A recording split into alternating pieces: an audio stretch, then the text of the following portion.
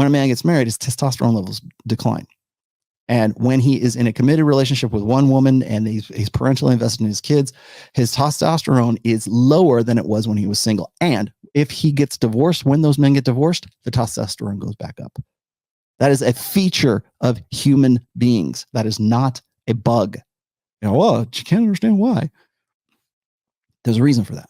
Because when your testosterone goes up, the idea is that, of course, if you are higher in T, the more attractive you're going to be. And that's across the board. Again, I'm reporting the numbers here. I'm reporting the news. But I think it's interesting that when we have a guy who is like married, the crime rates go down for those guys because maybe they have something to lose. Maybe it's a testosterone effect as well. As I said, when men are married, the testosterone level goes down. Does that predispose them to not committing violent crimes? Does that predispose them to not being, well, because clearly once they get divorced or they are widowers, it goes up. And what else goes up? Testosterone goes up. So perhaps, maybe monogamy is not such a bad idea in some ways. And or let's just say this. Maybe it is a function of keeping men and women together to parentally invest in the next generation. It's a possibility.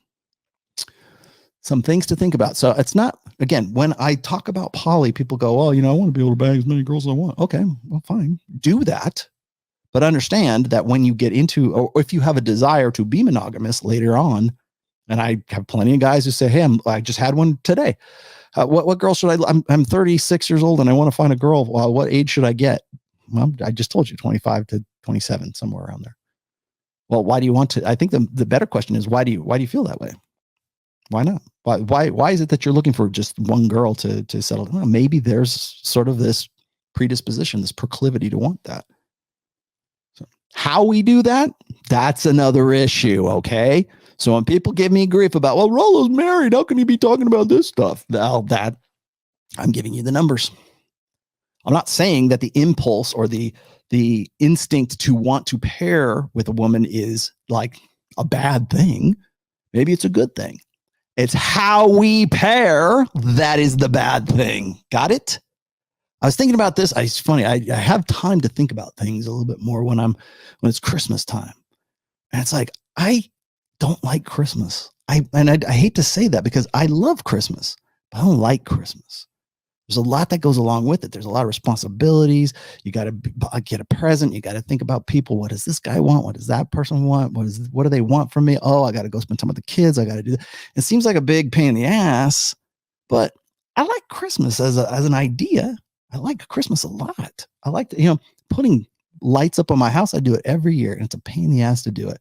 I don't have to do it, but I do it. I'm thinking to myself, it would be great if I could just enjoy Christmas and not have to do a damn thing, right? Maybe when I'm like an old dude, right? Maybe when I'm an old man, I can't go and put the lights up anymore. Maybe then I'll have a different opinion of it. Or when you're a kid, you're like, God damn, you love Christmas. You wait all year for Christmas, right? I can't wait for my presents under the tree.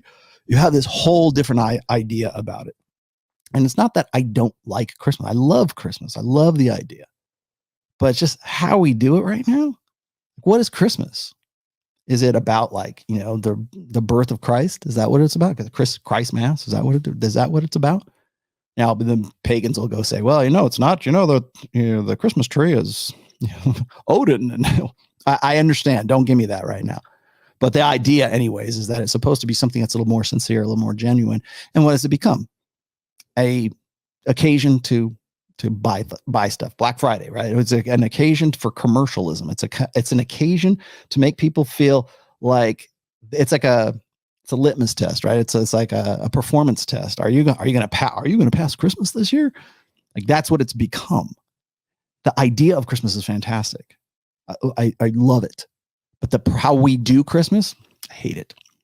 Absolutely hate it. Same thing with marriage.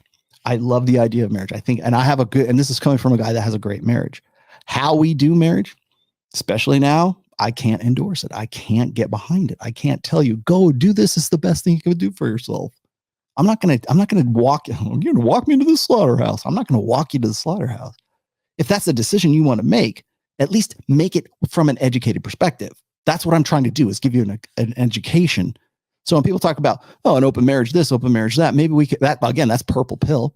Like, oh, maybe I can still bang other chicks and still be married. Like, I want to be married, blue pill, but I also want to bang other chicks, open marriage, right? You know what the combination is? Purple pill. That's what it is.